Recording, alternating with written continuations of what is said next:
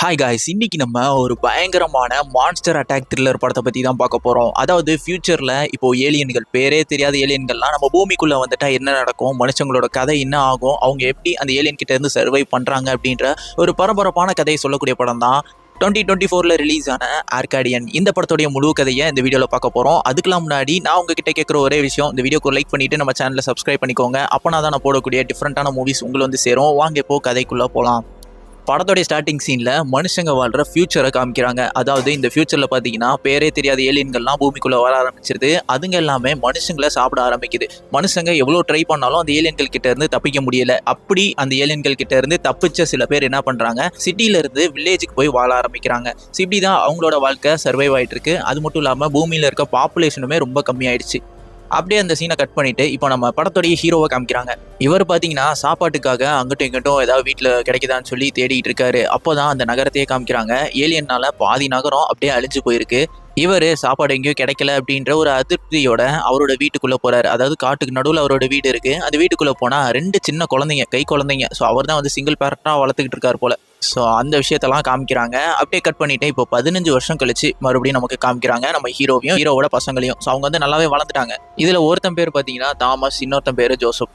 அதாவது பொதுவாக இங்கே வாழ்கிற மக்கள் எல்லாருமே என்ன பண்ணுவாங்க, பகலில் மட்டும்தான் வெளியே வருவாங்க. ஏன்னா அந்த ஏலியன்கள்லாம் இருக்குல்ல, அதுங்க எல்லாமே நிலத்துக்குள்ளே இருக்கும். ஸோ அது வந்து பகலில் வெளியே வராதான், நைட்டு மட்டும்தான் வந்து வேட்டையாடும். அதனாலேயே அங்கே இருக்கிற பீப்புள்ஸ் வந்து பகலில் தான் அவங்களுக்கு சாப்பாடு தேடுறதா இருக்கட்டும், எதாக இருந்தாலும் வெளியே வந்து பகலில் மட்டும்தான் வருவாங்க. நம்ம ஹீரோவும் அவங்க பசங்க கிட்ட இந்த மாதிரி 6 மணிக்குள்ளே வீட்டுக்கு வந்துடணும் அப்படின்ற மாதிரி தான் சொல்லி வச்சிருப்பாரு. ஸோ இப்படியே அவங்களோட லைஃப் வந்து போயிட்டு இருக்கு. அப்படி ஒரு நாள் பார்த்தீங்கன்னா ஜோசப் வீட்டுக்கு வந்துடுறான். ஆனால் தாமஸ் மட்டும் வீட்டுக்கு வரல. நம்ம ஹீரோவுக்கு ஒரே கவலையாயிடுது. என்னடா அவன் இன்னும் வராமல் இருக்கான் அப்படின்னு சொல்லிட்டு. இன்னும் ஒரு 10 நிமிஷம் இருட்டிடும், 6 மணி ஆயிடும். ஸோ அதனால ரொம்பவே கவலையாக பார்த்துட்டு இருக்காரு.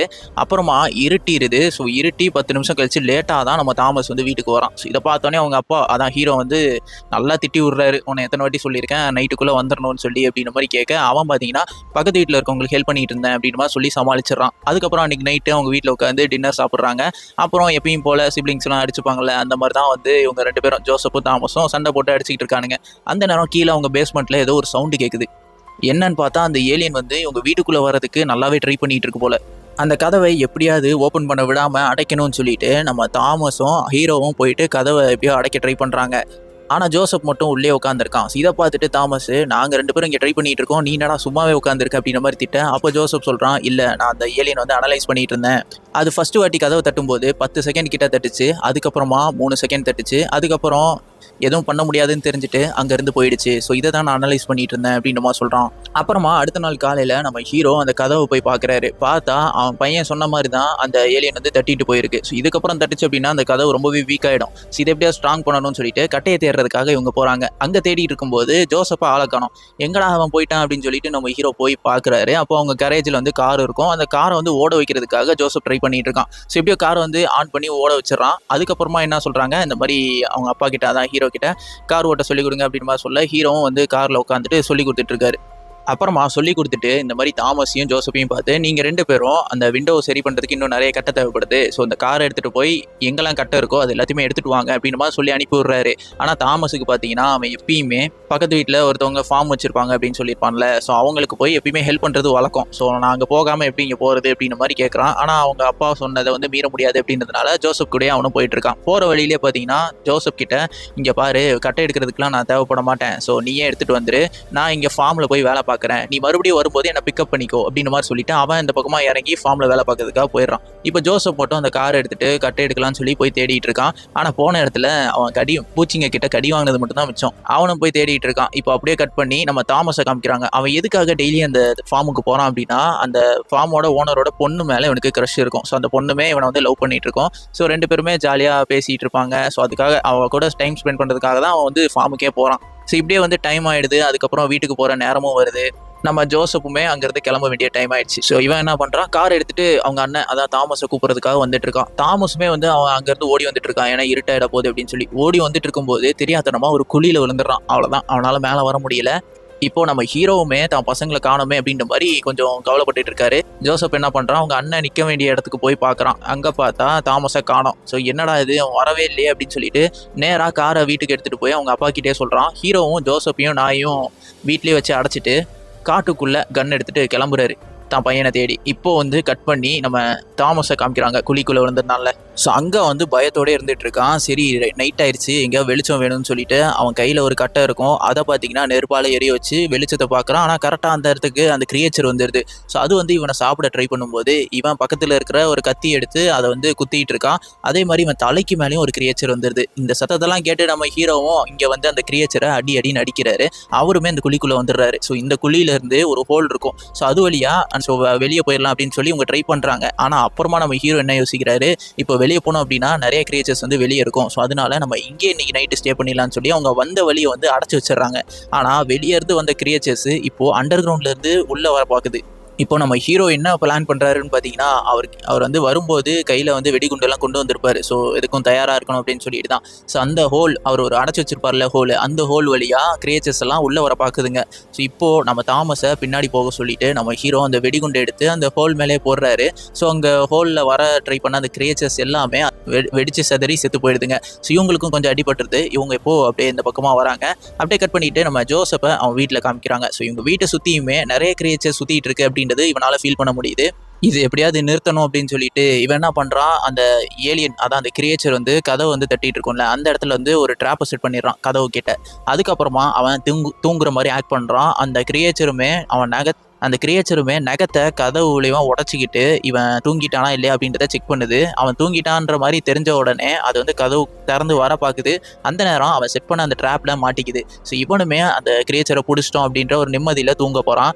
ஆனால் அவங்க அப்பாவும் அண்ணனும் வரலையே அப்படின்ற ஒரு கவலை அவனுக்கு இருக்குது. ஸோ விடிய போகுது. ஸோ விடிகிற நேரத்தில் அவன் வந்து கார் எடுத்துகிட்டு போய் அவங்க அப்பாவும் அந்த தாமஸும் எங்கே இருக்காங்கன்னு சொல்லி பார்க்கறதுக்காக போயிட்டு இருக்கான். அந்த இடத்துல அதான் காட்டுக்குள்ளே வந்து அடிபட்டு அவங்க 2 பேருமே விழுந்திருக்காங்க.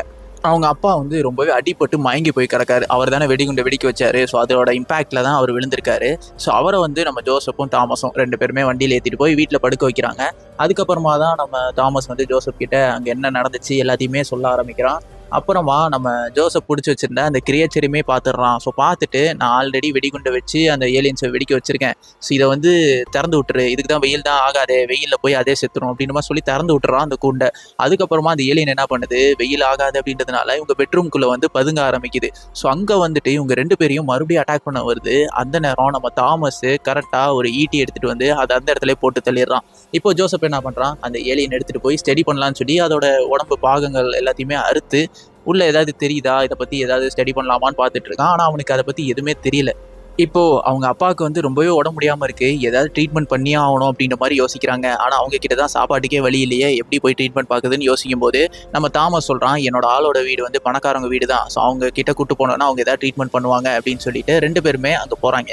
போயிட்டு அவனோட ஆளும் அங்கே தான் இருக்கா. ஸோ அவங்க அம்மா அப்பா கிட்ட போயிட்டு இந்த மாதிரி பேசுகிறான், எங்கள் அப்பாவுக்கு வந்து முடியலை, ஸோ அவங்களுக்கு எப்படியாவது காப்பாற்றுங்க, ட்ரீட்மெண்ட் பண்ணுங்க அப்படின்ற மாதிரி கேட்குறான். அதுக்கு அவங்க வந்து எங்ககிட்டயே சாப்பாடு கிடையாதுப்பா, உங்கள் அப்பாவெல்லாம் ட்ரீட்மெண்ட்லாம் பண்ண முடியாது, என்னால் எதுவும் பண்ண முடியாது அப்படின்னு மாதிரி சொல்லிடுறாங்க. ஆனால் அப்போ வந்து நம்ம தாமஸோட கேர்ள் ஃப்ரெண்ட் இருக்கால, அவள் வந்து கோவப்படுறா, இந்த மாதிரி உதவின்னு வந்தவங்கள இப்படி அனுப்பக்கூடாது, உதவி பண்ணுங்க அப்படின்ற மாதிரி கேட்குறா.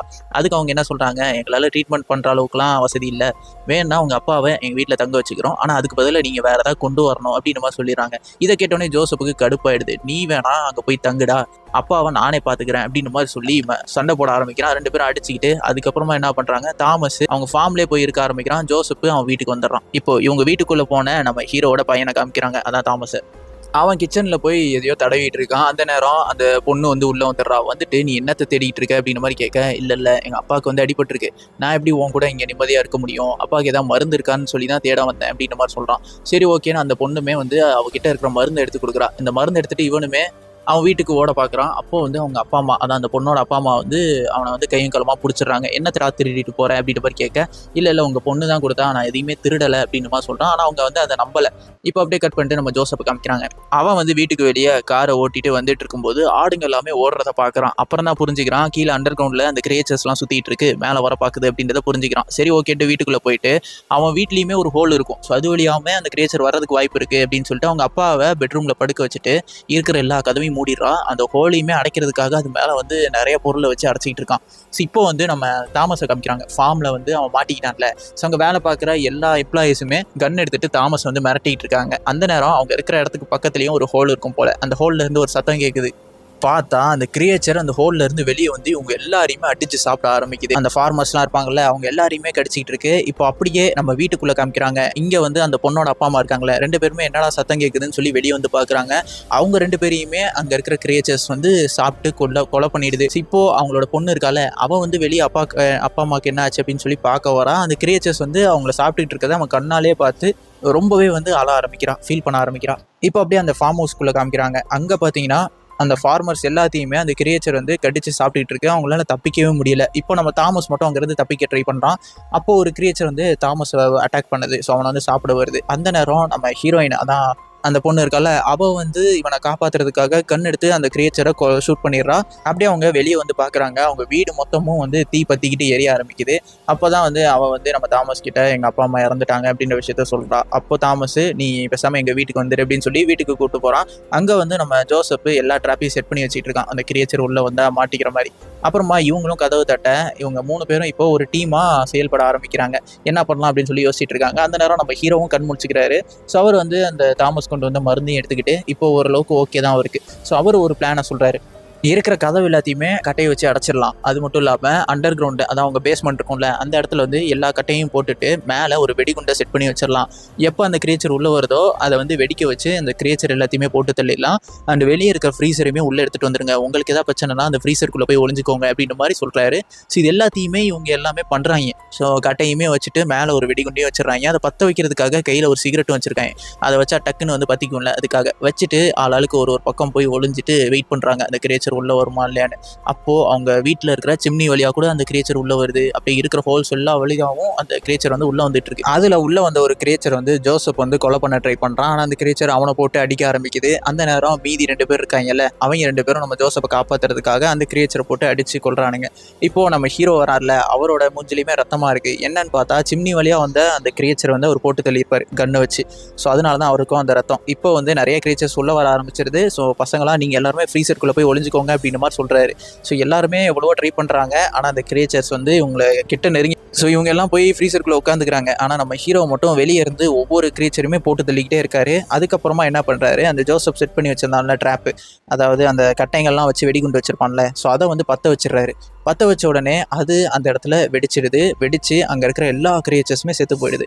இவங்க எல்லாம் ஃப்ரீசருக்குள்ளே இருந்ததுனால இவங்க தப்பிச்சிட்டாங்க. ஆனால் வெளியே இருந்த நம்ம ஹீரோ அந்த வெடிகுண்டு விபத்து, அந்த வெடி வெடிச்சதுல அந்த இடத்துல செத்து போயிடுறாரு. ஸோ இவனுங்களும் வெளியே வந்து பார்த்தோன்னே அவங்க அப்பா இறந்துட்டாங்கன்னு தெரிஞ்சோடனே அவங்களால தாங்க முடியல. அந்த இடத்துல ரொம்பவே வந்து ஆள ஆரம்பிக்கிறாங்க.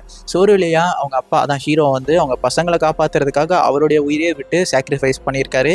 ஸோ இந்த இடத்துல இந்த படத்தையும் முடிக்கிறாங்க. ஸோ இந்த கதை எப்படி இருந்துச்சு அப்படின்ற உங்களுடைய கருத்துக்களை கமெண்ட்ல சொல்லுங்க, நானும் பார்த்து தெரிஞ்சுக்கிறேன். அடுத்து ஒரு இன்ட்ரெஸ்டிங்கான படத்தில் வந்து உங்களை மீட் பண்ணுறேன் guys. Until then, signing off.